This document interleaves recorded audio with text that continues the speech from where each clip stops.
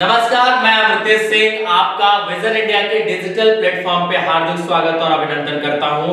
तो back to back CUET UG के बाद हम फिर कूद चुके हैं अगले मैदान में, जिसका नाम है सीयूटी पीजी भाई। और इसमें हम एमएससी स्टैटिक्स की कराने वाले हैं तैयारी, एकदम जीरो लेवल से लेकर के वहां तक जहां तक आपका पहुंच जाने के बाद हो जाता है सिलेक्शन। ठीक, तो ये रहा आपका वेलकम वीडियो। तो जो लोग भी इस बैच को ज्वाइन किए हैं उनके लिए बहुत सारी ढेर सारी शुभकामनाएं कि हमें आप अगले पल जब भी मिले वो किसी न किसी सेंट्रल यूनिवर्सिटी में आप एडमिशन लेकर मिले, ताकि हमें भी आपकी मिठाइयां खाने में अच्छा लगे और बधाइयां देने में भी अच्छा महसूस हो।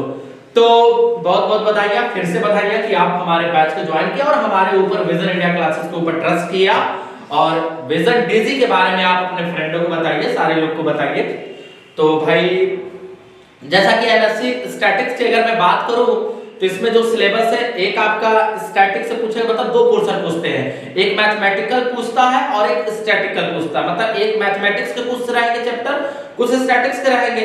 ये 75 क्वेश्चन तो उधर के हो गए, बाकी जो बचते हैं आपके क्वेश्चन वो जनरल एप्टीट्यूड के बचते हैं, मतलब परसेंटेज बेस, लाभ हानि वगैरह वगैरह जो कॉमन चीजें होती हैं उसमें होती है। ठीक है, तो जो सिलेबस है स्टैटिक्स का और उसमें जो भी टर्म है मैथमेटिक्स के जो भी कुछ है वो हम आपको एक बार सिलेबस की जानकारी दे देते हैं। तो सिलेबस की जानकारी हम आपको यही दे देते हैं। जैसे अगर आप स्टैटिक्स वाले पार्ट में आएंगे तो आपको पीजी के लिए, स्टैटिक्स के लिए, एमएससी के लिए आपको सबसे पहले जो देखने को मिलेगा वो क्या है, सीक्वेंस एंड सीरीज। और सीक्वेंस एंड सीरीज में भी आपके पास क्या चीजें हैं, कन्वर्जेंस ऑफ सीक्वेंस है रियल नंबर के साथ। ठीक है, सीक्वेंस एंड सीरीज पहला आपको देखने को मिल जाएगा, इसमें convergence of sequence of real number है, comparison, root and ratio test है for convergence of series of real number. ठीक है, तो सीक्वेंस एंड सीरीज के ये टॉपिक है। ठीक है, हमारे पास हमारे इस बैच में आपको टॉपिक वाइज ये सारी चीजें डिस्कस होगी।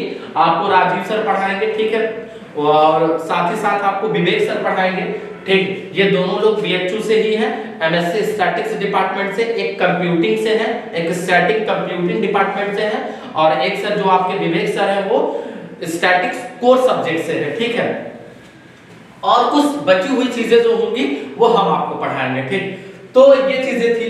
अगर डिफरेंशियल कैलकुलस की बात किया जाए तो ये लिमिट है, इसमें कंटिन्यूटी है, differentiability of function of one and two variable. ठीक है, एक वेरिएबल, दो वेरिएबल, दोनों वेरिएबल के हैं, रोल्स थ्योरम है, मीन वैल्यूज थ्योरम है, टाल्स थ्योरम्स है, intermediate form, maxima and minima of the function of one and two variable, ये चीजें हैं।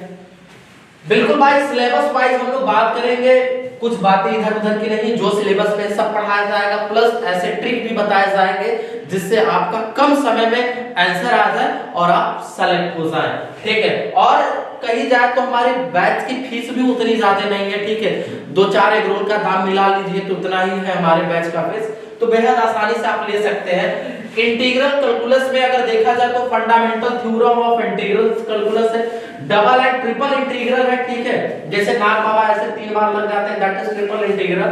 ठीक, ये सारे देखने हैं। एप्लीकेशन ऑफ डेफिनेट इंटीग्रल है, arc length, area and value पर। ठीक, और अगर मैं मैट्रिक्स की बात करूं, मतलब अपने पास कोर सब्जेक्ट में क्या है, वो है कोर टॉपिक में सीक्वेंस एंड सीरीज है, डिफरेंशियल कैलकुलस है, इंटीग्रल कैलकुलस है। अब आ गया मैट्रिक्स। मैट्रिक्स में आपका रैंक है, इनवर्स ऑफ मैट्रिक्स है, सिस्टम ऑफ लीनियर इक्वेशन है, लीनियर ट्रांसफॉर्मेशन है, इग्विवेलेंस है, इग्नि वेक्टर है, इगेन वेक्टर है और इगेन वैल्यूज है, eigen values and eigen vector, Cayley Hamilton theorem है, सिमेट्रिक है, स्क्यू सिमेट्रिक्स है, ऑर्थोगोनल मैट्रिक्स है। ठीक है, ये चीजें हैं।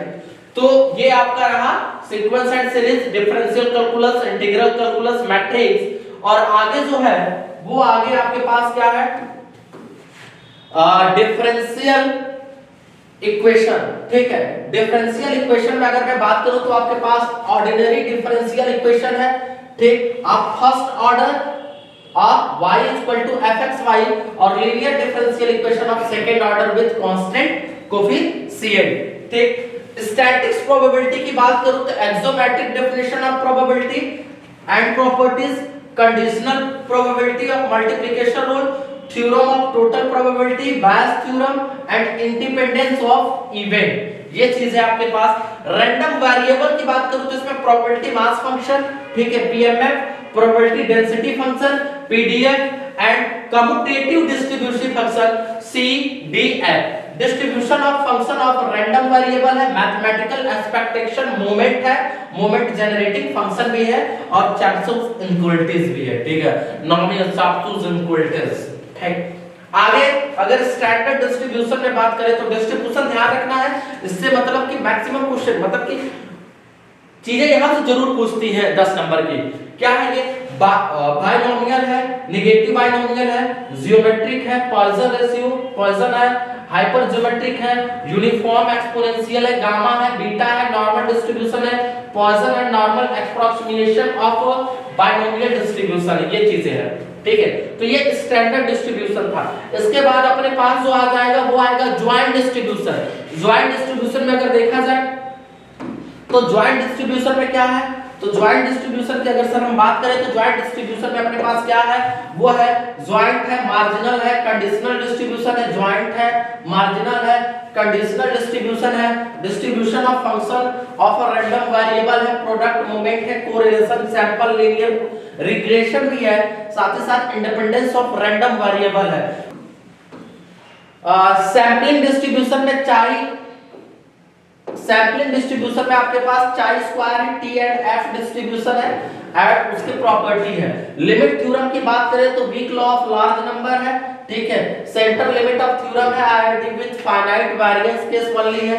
एस्टिमेशन में देखा जाए तो अनबाइस्डनेस है, कंसिस्टेंसी है, एफिशिएंसी है of estimators, method of moments and method of maximum likelihoodness, sufficiency, factorization theorems, completeness है, राव ब्लैकबेल एंड लेमन सेफेंस थ्योरम है, यूनिफॉर्मली मिनिमम वेरिएंस है अनबायस्ड एस्टिमेटर के लिए, राव क्रैमकर इनइक्वालिटीज है, confidence intervals for the parameters of univariate univariate normal, two independence of normals and one parameter exponential of distribution है। Testing of hypothesis की बात किया जाए तो टेस्टिंग ऑफ हाइपोथेसिस में जो अपने पास सिलेबस है वो क्या क्या है, basic concept, application of Neyman question lemma for testing simple and composite hypothesis, likelihood ratio test for the parameter of univariate normal distribution, ठीक है।